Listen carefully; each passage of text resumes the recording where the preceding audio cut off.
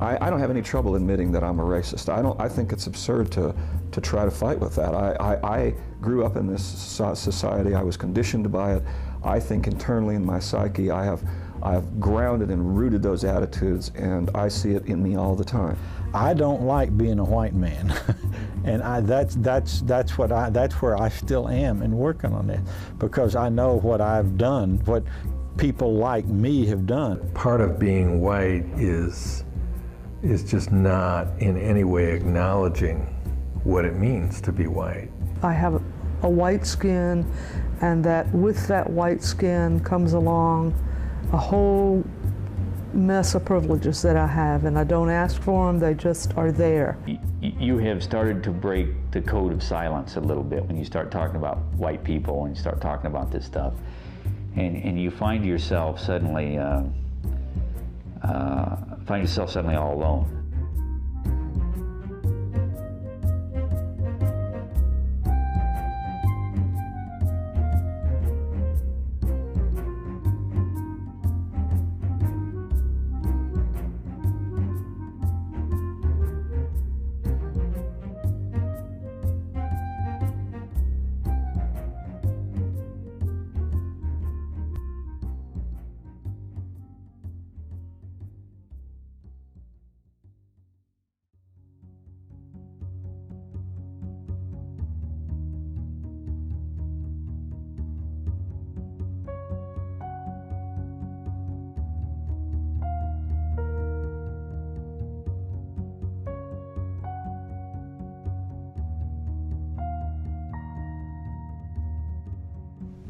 The family history, as I understand it, was really, people coming to America as a way of searching for a better life and escaping poverty. And it has often seemed to me that that also meant escaping their roots, where they came from, that there was a sort of a desire to separate from that and to become something different.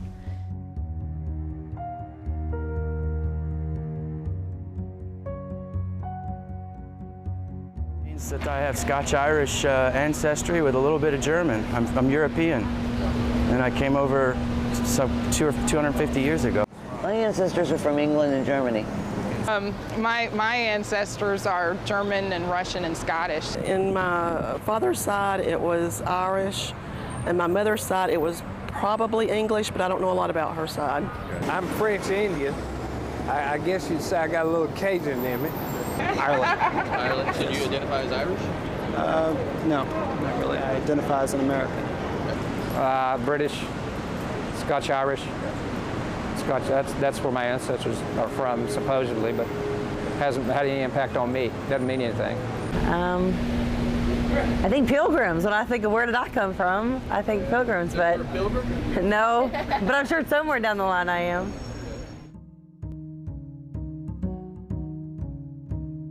Because they were Irish, there was a lot of oppression, because they immigrated over from Ireland. So I thought a lot about what that was like for them as Irish people, but I never thought about what it was like for them and when they became white.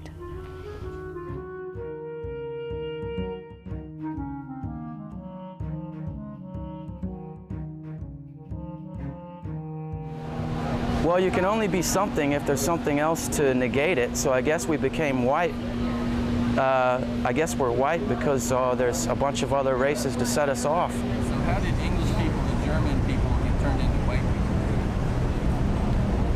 people? Came to America. By assimilation, by living, by living in the U.S. It's just the smorgasbord, I have no idea. I honestly have no idea. Do you know how they got turned into British and Scotch people? How those people got turned into white people? No. Have you ever thought about that? I'm not a history buff. I think culture did that over time. It's like certain words that we use in our language are not our words, or other nations, other words that come from other languages. How did the Irish get turned into white people then? That's a good question. I think a lot of it was early assimilation in the United States, a lot of European ethnics coming over, assimilating for a variety of reasons. Primary one being a desire to elevate their socioeconomic status. So to get jobs, to find places to live, a lot of the Europeans altered their last names to sound more mainstream. A lot of them changed the clothing that they wore, the foods they ate. So there was this, some might call it assimilation. I think of it more as Anglo-conformity, conforming to this kind of dominant white culture. But the reality is that those persons who are white and who are considered white and treated as such in this society, by virtue of being white and treated that way, have had to give up who they really were. If they were Russian American, my father's side of the family, grandfather's side, great-grandfather came here from Russia in 1910. He had to give up what it meant to be a Jew, a Russian Jew from Eastern Europe, to become an American, which really meant to become white. The Irish had to do the same thing. The Italians had to do the same thing. The Greeks had to do the same thing. All these European ethnics who were not white Anglo-Saxon Protestants had to give up their actual identities for the sake of whiteness. I really didn't think about being white, I'd say, growing up, because mainly I think because I was part of the majority and I maybe wasn't forced to think about it.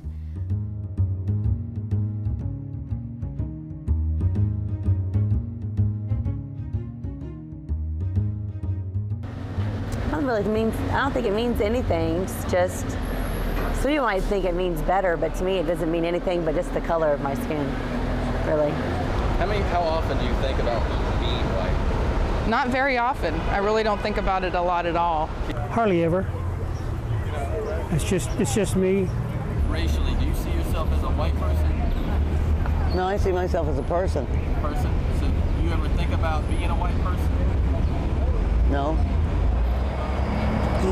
Probably not very often. Not really. Sometimes I got a lot of black friends. Sometimes we make jokes about it and everything, but not really. It doesn't matter to me whether I'm white, pink, or purple, or black. I don't care. It depends on the social situation. Sometimes I'll be the only white person in the room when it's reversed, when the tables are sort of flipped. How do you identify racially? Do you see yourself as a white man? I think that everybody is equal in the eyes of the Lord. So you don't see yourself as a white person? Not as much as most people. I think when it's all said and done, we're equal, and definitely inside and outside. But I don't know if I ever considered myself white or thought about it.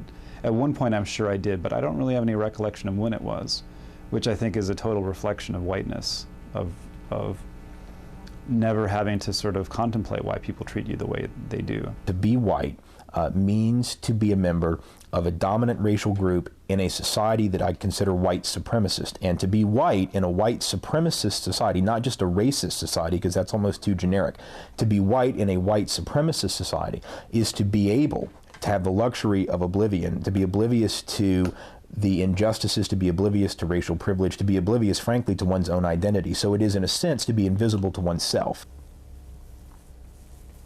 Well, I think to be white in this culture means to deny the reality of racism. And it means to deny the privilege that we have as whites. Most people who are whites don't want to accept that they are privileged because they are.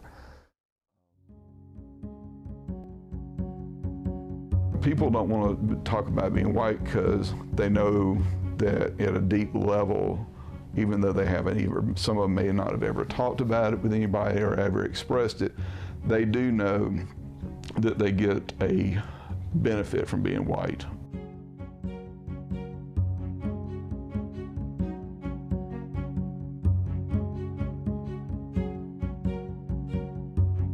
If you're white in this country, there's certain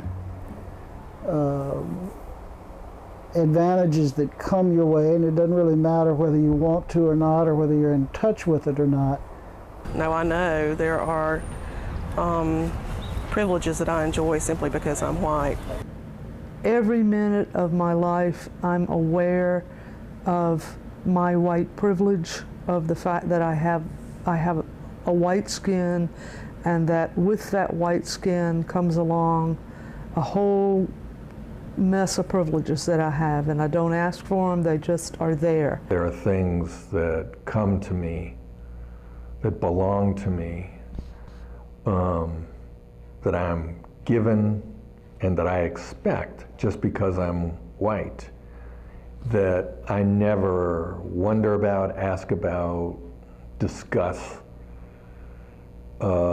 And that's the power of it, is that the privilege of expecting that I'm going to go to good schools and that I'm going to have choices no matter what, that there will always be a choice that will be probably pretty reasonable, that will work out pretty well for me.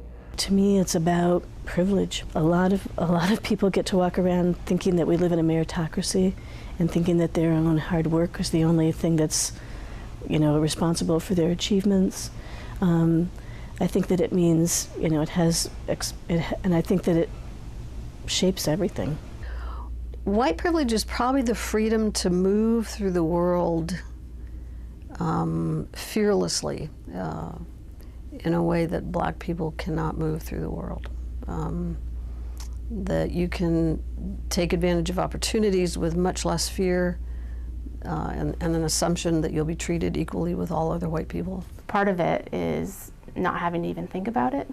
And so in a way, it's sort of like the privilege of having that space in your mind free to think about other things and be concerned about other things. So it's not even having to think about race is part of the privilege. White privilege is being able to walk into a department store and not be followed by the detective. A friend of mine who's Asian American, she was very unfairly treated at a department store.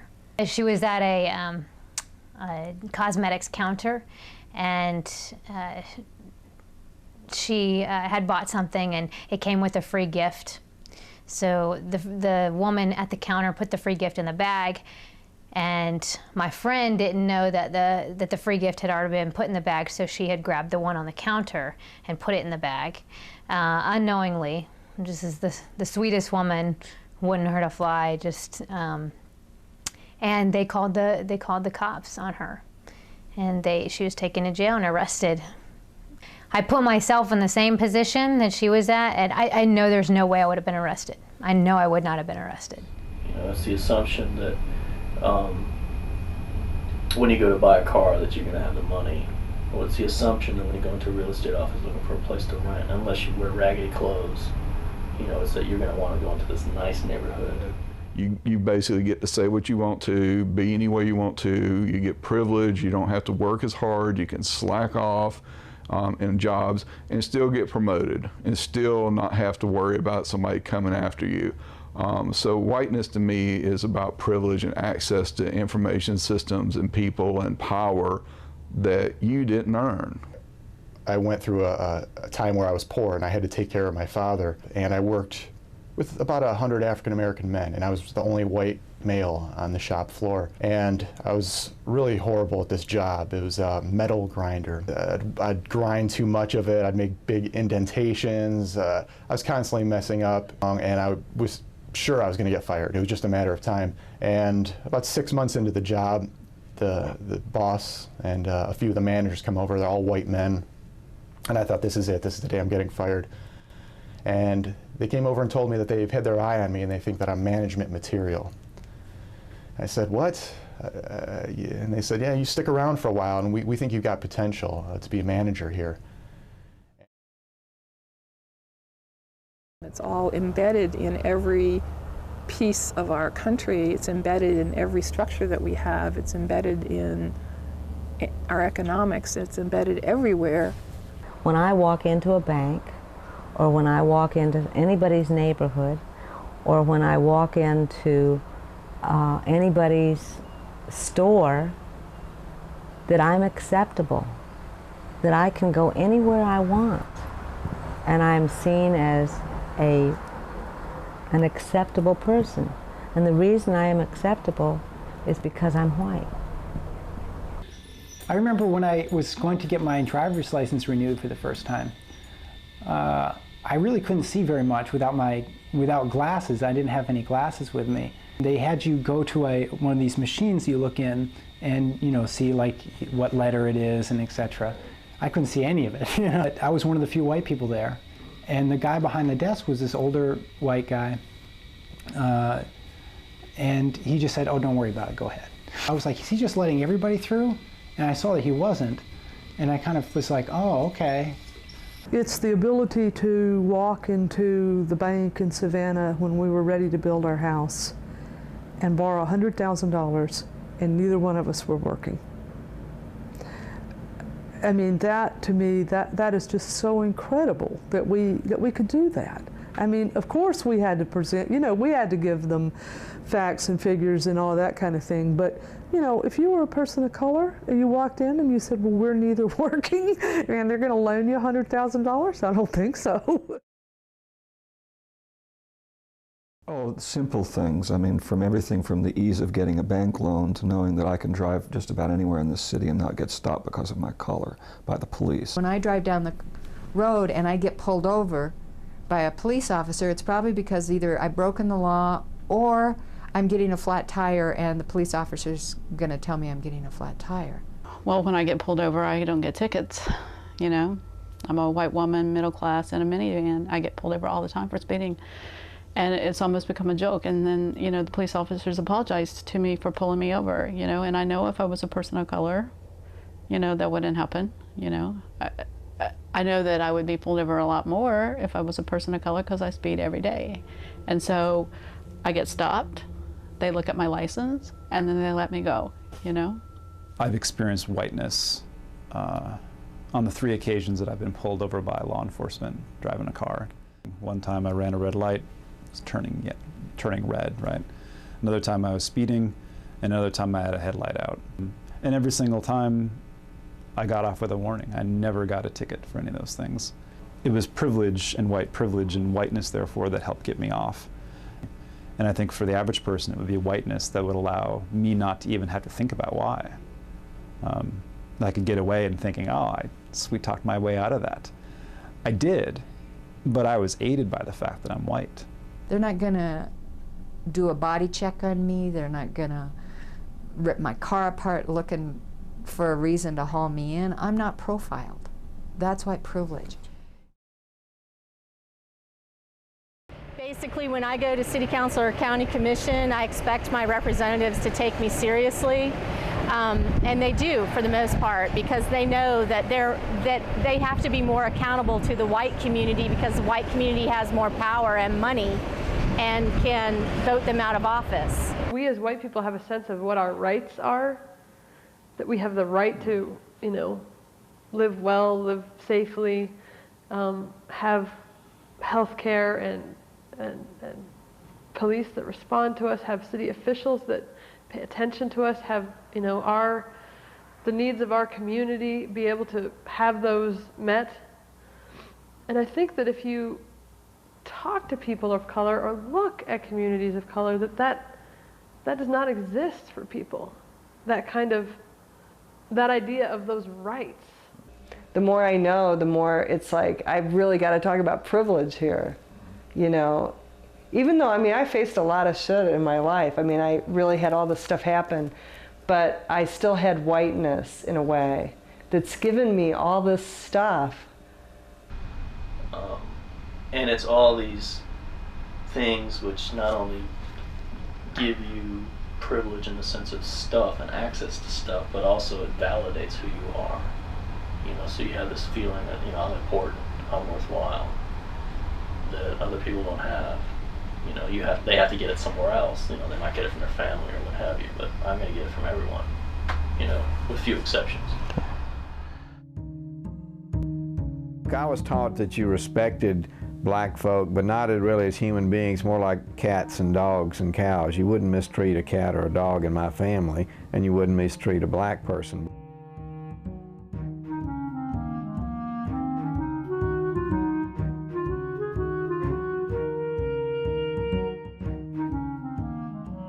I don't have any trouble admitting that I'm a racist. I think it's absurd to try to fight with that. I grew up in this society. I was conditioned by it. I think internally in my psyche I have grounded and rooted those attitudes, and I see it in me all the time. I mean, I'm always dealing with it. I don't think that makes me a bad person. You know, I don't think that means that I'm, you know, that I'm I've grounded in original sin or anything. It just means I've been well indoctrinated. But it does also call me to do something about it. I consider myself somebody who does racist things and acts on the racism I have within me because of the context of the world in which I grew up and live in. For me, individually, is to recognize and acknowledge that I have the power of race in me, and that I'm going to be, I don't believe I'll ever have a time when I look at anybody and don't see their racial classification first. Oh, I hate to admit it, but I still have thoughts that I'm smarter than some black people just because of skin color. I mean, I'm sorry, but that still crosses my mind. Stereotypes will pop in my head just like everybody else, you know. When I see somebody, a stereotype will pop up, and then I have to say, no, you know, that's a prejudice. When I'm in a classroom of students, I'll tend to look at the white students more than I'll look at the black students. And when I realized I was doing that, I was shocked. And I tried immediately to begin to train myself to stop doing that. And it was astonishingly difficult. There was something about a natural tendency to look at white faces in a way that I did not have the same natural tendency to look at black faces. And I think that's a kind of an ingrained, inborn racism, is all I can think of it as. I remember I was talking with a young man named Sylvester, and he was saying, "You're racist." And I'm going, "I'm not." He's going, "You are." "I'm not." You know, we went back and forth like that for a while. And then I had to go get refreshments, so I said, "Hold on." And I went upstairs, and my mother turned to me and she said, "Get a grip on yourself. You know, you're a white young girl, you've grown up in the racist society, you're racist, deal with it, move on." But that was, you know, that was an amazing gift that my mother gave me, because it allowed me to turn all of my defensiveness about it into, oh, well, maybe I am. Racism and prejudice are very different things. And all of us have grown up with prejudices. Some of us have prejudice against people of color, some people have prejudice against white people, and some of us are downright awful about it. Because so much of the focus is on personal prejudices. That's how I think a large part of the U.S. population analyzes race matters, is between different groups of people. Well, I think it works the same way. If black people feel that white people can be racist towards them, I don't see any difference between a black person being racist towards a white person. In high school, the high school I attended was probably 60% black, 40% white. And being white in a majority black class, I was picked on and teased for that. So. Sometimes you come across people that feel because of what happened in the past that we're held responsible. I'm 30 years old, I wasn't around when that was happening. I know what it feels like to be subjected to anger for something that I personally never did. If we're in the wrong place sometimes, it's obvious that we're in the wrong place, we're the wrong color to be in that place, you'll hear a comment, you'll hear some things that's not so nice, that you would never think that you would hear. You're a little too white to be in this neighborhood. When I was teaching, I was not privileged because I had to interact with a lot of stereotypes about white people, and I had to deal with them on that level, but I was privileged in the sense that I got the job in the first place.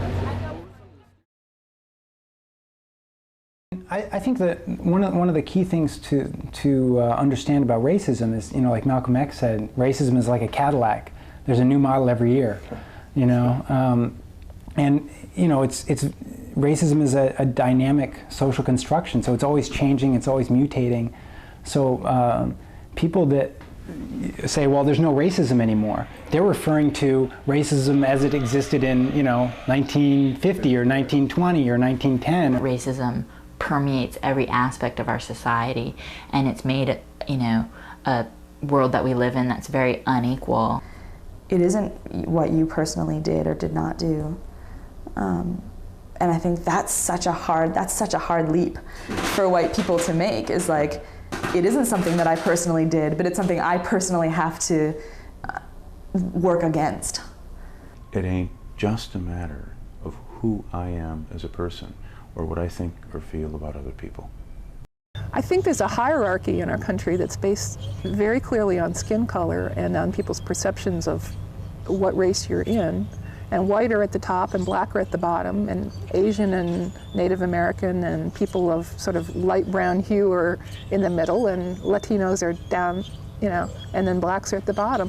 Racism is not simply about how we get along on an individual level, but it has to do with who has institutional and social power. White people have the political and social power in our society, and that is a given. And if you look at if you pick apart social and political situations, you can see that very clearly. I think it's quite obvious. Whites get privilege and experience the advantage of being in a system that thinks white is better than, you know, than folk of color, and so there's all this unearned advantage that's going on all the time. Particularly in a society like the United States, it's hard to confront racism unless you understand how, if you're racialized as white, you benefit from racism. Just because I am white and have these privileges, I participate in a racist system. And that doesn't make, it's not my fault, I can't help it, I'm born to it, and, you know, and that's what being white means. But I do think and assume that white privilege is in fact the kind of racism that you can't avoid. All I gotta do is sit down and close my eyes and things are gonna just move forward in white interests, and there's a way in which I'm complicit, I collude. I don't say anything, I don't do anything to stop it or challenge it. And in that way, I really do think that's how racism works, and that's a way in which I'm racist. And the difference now is that I don't try and prove to anyone else or even to myself that I'm not racist. I sort of assume that, know that, and get on with doing anti-racist work as best I can. I believe that the very depth of understanding racism is understanding that process of us becoming white, you know, historically us becoming white, and exactly what does that mean to be white, and how much of our humanity that we've lost. Because I think that the only way that whites can truly regain our humanity that's lost to the degree at which we've bought into white is through doing anti-racism work in anything that we do.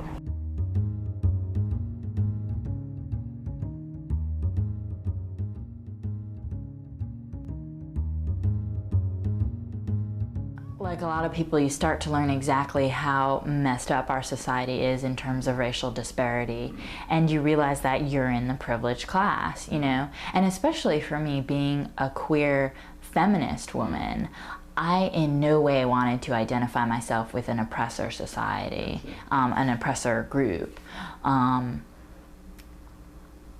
that was really hard for me. But calling myself white, that's been hard to actually say I'm a white person. It took longer than me recognizing that I was a white person, you know what I mean? Yeah. To go around and say I'm white. Yeah. Get comfortable with it. Right, with that. Like I was aware that I was white, you know, through this whole process, but it's, you know, it's been a process of being able to say all the time, you know, I'm a white feminist. It's taking the onion and it's unpeeling the onion, you know, of how racism permeates everything around us. I am white. I am, you know, middle class, English speaking, and seeing that as tools that I can use, and also claiming my identity communally as part of this white community, and seeing that, you know, the work that I need and want to be doing is in the white community. What we have got to do is use the power that we have because of the privilege to kind of tear down those things in the system that hurt other people. For me, I haven't been able to give up white privilege because you can't until the system is eradicated. It's going to be there. But by struggling against it, by fighting against it, by consciously making a decision to turn against it, I can release myself. I can say to myself, you know what, I'm still receiving these benefits and that's horrible, but at least I'm out there doing something about it. And so there's a sense of freedom. There's a sense of being, of really claiming my humanity. As a white person, I have leverage. It's kind of funny because as a poor person, I never had leverage, but as a white person, I have leverage. And a woman, I didn't have much leverage either. But as a white person, I have leverage among other white people. They take what I say as being more valid. It doesn't seem self-interested to them. I mean, I have connections with the judge. I have connections with the guy in the bank. I have connections everywhere with people that have power who can make decisions around policy, you know, procedures, just all kinds of things. So at that level, I can use my influence. What has been a challenge for me, and where my greatest challenges have been, is on how I can personally use the positions that I'm in to help to change the institutions in ways that make it possible for them to really be allied with communities of color and accountable to communities of color, and where people who come to work in those institutions can begin to come into them without feeling like they have to code switch, or without feeling like they have to put on another persona in order to survive. There's this whole world out there that I had no idea about. And as far as I can see, people of color, the ones that I have been close to, and the communities that I've been around, have a lot more figured out about how to be human beings than white people do. I think because we're cast as oppressors, we've had to get rid of a lot of pieces of ourselves that are human, and it's deadened us to a lot. I mean, it's deadened our sympathies and our empathies and our heart to other people. I think that